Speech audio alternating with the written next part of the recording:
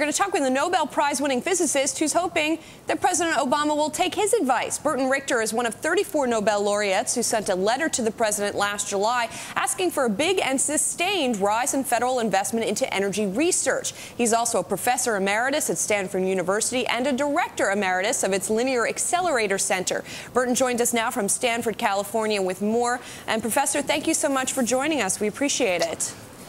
My pleasure. It's an interesting day. It is an interesting day, and you just heard our Hans Nichols saying that the prospects for any energy legislation is not looking very good at this point. Even though you weren't happy with the existing legislation, are you disappointed that we might not see anything this year?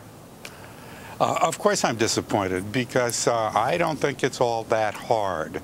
One of the problems with the existing bills is they try to do everything rather than starting with the things that we know how to do and that we can do well. I also think this argument about a carbon tax or a cap and trade is all kind of specious. It all depends on what you do with the money. Out here at Stanford, we have a lot of conservative economists at the Hoover Institution. I could find you a collection of them. I think an energy carbon tax is the right way to go as long as it's revenue neutral. So Senator Cantwell proposed something like that. There are other versions.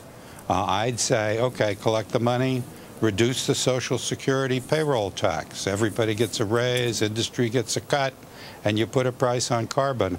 I really don't understand this whole business of saying that you're not allowed to do anything, because the question is, what happens to whatever you do?